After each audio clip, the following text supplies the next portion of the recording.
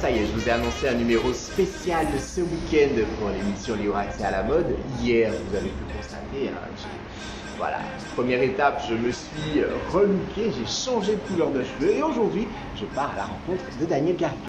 Quand on est arrivé, c'est ici.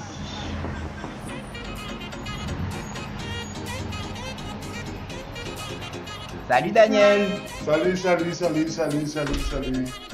On est arrivé dans ton bel atelier. Et puis on va pouvoir te découvrir, hein, je vois que tu rigoles, mais oui. On y va? On y va.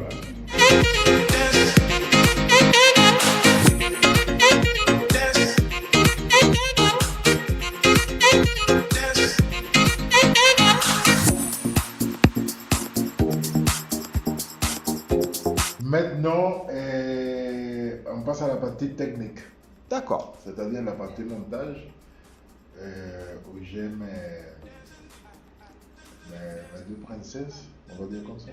Bon, tu vas nous les présenter, ces deux princesses.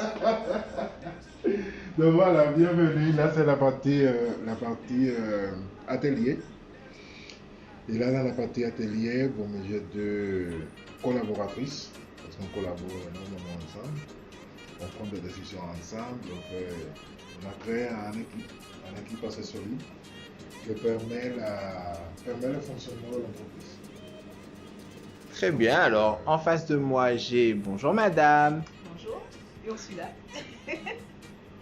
Enchanté, alors Ursula qui sait faire avec la machine. Là. Et ici, quand tu voudras, hein. Moi, c'est Dana. Voilà, enchanté. Toutes les deux savent faire à la machine, enfin la piqueuse plate, c'est le terme que j'ai appris. Allez, je suis pas couturier, mais j'écoute bien ce qu'on me dit. C'est ça.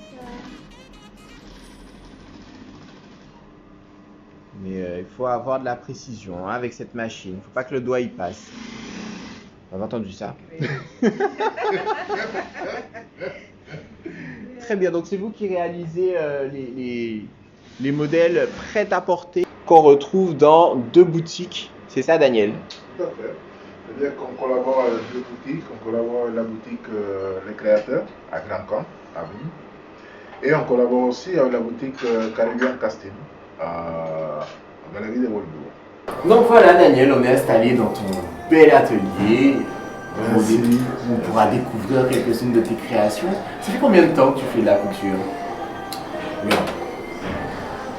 Ça fait 27 ans. 26, 27 ans, oui. 26, 27 ans. Alors c'est vrai que je suis arrivé directement en présentant Daniel, mais Daniel Garriga est originaire de Cuba. En principe? J'aime bien, en principe. Tu as commencé dans un atelier de couture, comme simple couturier, et finalement, tu as été pris de passion par ce métier. Je me suis retrouvé dans cette usine avec une dame, une professeure, Madame Vichy, une dame déjà avec plus de 60 ans, mais dure, une dame très dure. C'était à l'ancienne, stricte, carré, et si la couture c'était 1 cm, c'était 1 cm et pas 1 cm 1. Donc on m'a donné la possibilité de commencer dans cette usine avec une période d'essai de 3 mois. C'était au bout de 3 mois, c'était oui ou non.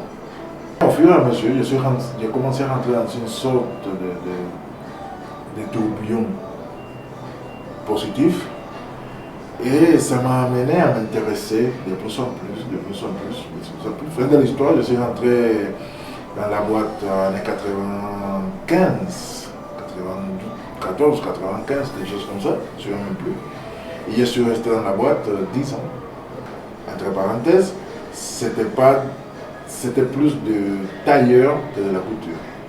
D'accord, donc le tailleur, qu'on précise bien pour ceux qui nous regardent, c'est vraiment la couture pour hommes. Exactement. Pour femmes aussi, parce qu'il existe la découpe tailleur femme.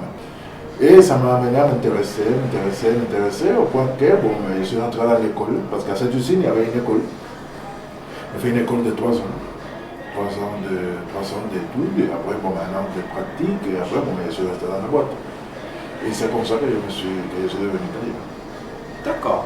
Alors, bon, allez, j'ai des sources, hein, et puis je me renseigne beaucoup. Je sais que tu as été mannequin. Ça, c'était une autre époque, c'était une autre période. En fait, ce n'est pas le mannequinat qui m'a amené à la mode, à la couture. De la couture, c'est plus la couture qui m'a amené au monde de la... Alors pourquoi j'en parle? Parce que je pense que ça t'a peut-être aussi aidé à affiler ton style dans la couture. Oui, ça aide. Ce sont deux façons de voir la mode différentes. C'est-à-dire la porter pour qu'on la voit et la faire porter pour qu'on la voit. Donc c'est très intéressant. C'est très intéressant. C'est une partie de ma vie que j'ai beaucoup aimé.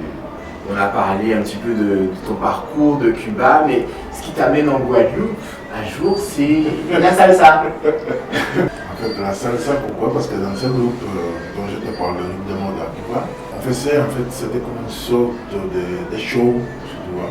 Voir défiler, danser, faire des chorégraphies, finalement en présentant des tenues. Exactement. Donc c'était assez intéressant, c'était pour moi, quand j'ai commencé dans ça, c'était un monde que je ne connaissais pas. Il y avait ce festival, il y avait des gens de toute la Caraïbe qui venaient. Et dans ce festival, j'ai connu des gens de la Guadeloupe qui venaient à l'époque à Cuba faire des prestations, etc. Et c'est comme ça que j'ai commencé à faire des liens avec la Guadeloupe. Et jusqu'au moment que j'ai eu une proposition de travail dans une académie de danse ici en Guadeloupe. Et bon, je suis arrivé ici en tant que professeur de danse traditionnelle cubaine, c'est-à-dire de tout ce qui c'était la danse cubaine. Ce qui était salsa, cha-cha-cha, rumba, tout. On arrive en Guadeloupe, toujours en disant, bon, l'année prochaine je pars. Et en fait, ça fait 22 ans que j'ai dit que l'année prochaine je pars. Je crois que là maintenant c'est fini, l'année prochaine je pars. Hein. Alors on te découvre à travers des fashion shows, des défilés de mode en Guadeloupe. Je crois que l'année 2008. Oui, il y a eu quelque chose avec Mahon, face de la mairie de Mahon. C'est ça. Oui. Oui, donc tu étais mannequin. Tu étais mannequin à cette époque-là aussi. Oui, tout à fait. Oui. Ça date. Je me souviens un peu de ça. Oui, c'est une de mes premières prestations. C'était une de mes premières prestations avec Iman. On salue. Oui, qui avait sa troupe. Et en fait, une fois que ça a eu lieu, après les autres se sont enchaînés. Et ça m'a donné à moi aussi la possibilité d'élargir ma recherche sur la couture, surtout sur la couture pour femmes, parce que c'était pas mon fort. Oui, c'était pas mon fort. Commencer avec des modèles pour hommes d'ailleurs, on a un très beau modèle d'ensemble. Alors c'est vrai que c'est un peu inattendu finalement, porter une veste avec un bermuda. Oui, c'est vrai, mais bon, il faut casser les codes. Il faut casser les codes, c'est-à-dire que pourquoi pas. Alors, comment est-ce qu'on pourrait définir le style Daniel Garriga? En fait, le style de Daniel Garriga, c'est un style assez inusuel. Il y a des pièces qui ne vont jamais manquer dans mes collections. Ce sont les vestes et les pantalons. Que ce soit des pantalons taille haute pour les femmes, comme que ce soit des pantalons très stricts pour l'homme. Tu vois? Comme je disais tout à l'heure au début de l'interview, on va essayer à la base tailleur. Donc même si je ne veux pas, il faut que ces pièces-là fassent partie de ta collection. De ma collection. On peut définir mon style, pour revenir à ça, comme un style, ça peut être très soft, comme ça peut être très strict. Tu vois? Mais en même temps, aujourd'hui, c'est par rapport, parce que aussi il faut écouter la demande de la clientèle. Par rapport à la demande de la clientèle, je suis en train de, pas d'ignorer, sinon de travailler dans des découpes qui puissent toujours marquer la différence chez autrui, mais qu'en même temps, toute personne qui va les porter soit tranquille, soit à l'aise, que la personne puisse aller au travail à 17h et à 17h, 18h quand tu as fini de travailler, si ton petit copain ou ta copine veut t'inviter dîner, quoi, tu vas accessoiriser. tu regardes les mêmes vêtements, mais tu peux te rendre dans une soirée, tu peux te rendre dans une réunion d'amis, sans pour autant te dire, bon, mais écoute, je suis effacé par rapport à l'événement. Tu vois? Donc, je travaille beaucoup cette ligne. Beaucoup. Histoire, comme je le dis toujours à la plupart de mes clients, il faut toujours avoir une veste dans le coffre de la voiture. Parce que ça peut changer. Notez bien, toujours avoir une veste dans le coffre de votre voiture. Ça, c'est Daniel qui le dit. Oui, une veste peut changer tout. Une veste peut changer tout. Il revient sur ce que tu disais tout à l'heure. On peut être habillé en Bermuda, qu'une femme, elle est en Bermuda ou elle est en short. Et elle met une veste, un paire d'escarpins, tout a changé. Tout a changé. Elle ne sera pas vulgaire, elle ne sera pas ridicule, elle sera très élégante, c'est juste. À part, une femme, elle sait très bien comment faire pour se rendre élégante. Voilà. Bon, alors ça veut dire que nous, on a encore des choses à apprendre. Alors, un homme justement qui viendrait te voir, avec les cheveux blonds comme moi aujourd'hui, est-ce qu'il y a des couleurs en particulier que tu lui conseillerais pour sa tenue? Pour la femme, pour l'homme. Pour l'homme. Pour l'homme, après, bon, on est dans une époque de la vie dans laquelle, par rapport à la situation actuelle, non, par rapport à ce qu'on vit aujourd'hui, je pense qu'il faut vivre. Il faut vivre. Quand je dis qu'il faut vivre, c'est-à-dire qu'on ne peut plus rester trop dans les codes de cette couleur me va ou cette couleur ne me va pas. Si tu as une soirée entre potes, ou si tu as une soirée entre, je ne sais pas, ta femme ou ta copine t'invite dans une soirée à thème, pourquoi pas tu vas te mettre, je ne sais pas, la tête en rouge? Ou pourquoi tu ne vas pas te mettre la tête en bleu?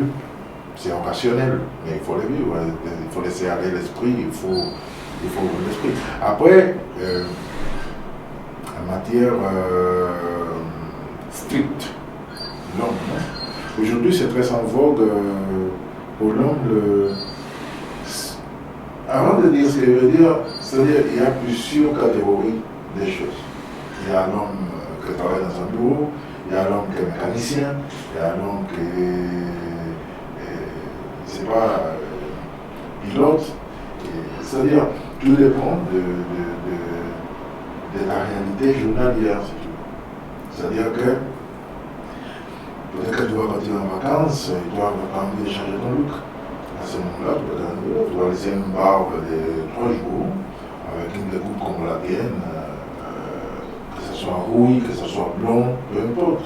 Tu pars en famille tranquillement, décontracté, avec un bon vermillon en lin, une belle chemise en lin, un peu de chaussures cassoiles, et voilà, tu es à la page. Tu vois? Alors, tu parles justement du lin. Est-ce que tu as une matière favorite, une matière que tu utilises régulièrement dans tes collections, que ce soit pour homme ou pour femme? Mes matières préférées, c'est vont rester ces matières-là, les matières naturelles, les matières nobles, du lin, du coton, la viscose aussi, très demandé, le mélange de viscose, coton. Aujourd'hui, il n'y a plus comment je veux dire, ce n'est pas comme à l'époque on disait oui, cette année, la mode c'est ça. Voilà, c'était les grandes tendances, il y avait des couleurs en particulier pour cette saison. Voilà, aujourd'hui, moi je peux dire aujourd'hui que ça se fait presque plus. Raison pour laquelle il y a très peu de vêtements unis dans ta collection en général. Oui, en fait, les vêtements unis, ce sont des vêtements occasionnels pour moi. C'est-à-dire qu'un vêtement pour moi, particulièrement pour moi, un vêtement doit rester unique. Pour revenir aux vêtements unis, c'est pas mon truc. Voilà, c'est dit, c'est pas mon truc. Il faut toujours une touche de quelque chose. C'est-à-dire qu'il ne faut pas oublier qu'on est dans la Caraïbe. On est des sangs chauds. Donc en fait, il nous faut de la couleur. C'est un petit peu de toi qui part dans chacune de tes créations finalement. Je vais te dire quelque chose, parfois, et on fait je suppose que ça doit aller arriver à tous les stylistes, tous les couturiers. Parfois tu fais un vêtement qui s'est sorti comme ça, avec un tissu qui est tombé de tu ne sais même pas où. Et ces modèles-là, en fait, tu les gardes. Et tu n'as pas envie qu'ils partent. Et le jour que quelqu'un arrive, il veut acheter ce modèle, la personne te dit bon, mais je le prends, je l'essaye, bien sûr. En fait, tu es à ton intérieur, tu te dis, mais laisse. Parce qu'en fait, ça fait partie de ton choix. C'est quelque chose que tu dois créer, ce n'est pas comme faire des vêtements en série ou comment faire un patron et dire, bon, mais je vais faire 10 robes de la même façon, mais elles ne sont pas de la même couleur, etc. Mais il y a des vêtements qui vont rester, des vêtements que tu vas te dire, je reviens, mais que les vêtements restent là, tu n'es pas tout. Ça fait partie de mon monde. Et c'est très difficile parfois, mais bon, comme on te disait, les goûts sont dans la nature, donc ce qui te plaît à toi, forcément, doit le plaire À quelqu'un d'autre. En tout cas, je te remercie, Daniel, de m'avoir accueilli dans ton atelier, de m'avoir permis de voir toutes ces créations et les créations pour hommes. On en parlera de tout parce que je crois que tu as quand même une petite surprise à annoncer à nos auditeurs. On leur dit rien tout de suite sur Internet. Vous allez le savoir en écoutant l'émission. On a rendez-vous dimanche de 16h à 17h pour libre accès à la mode. Avec plaisir. It doesn't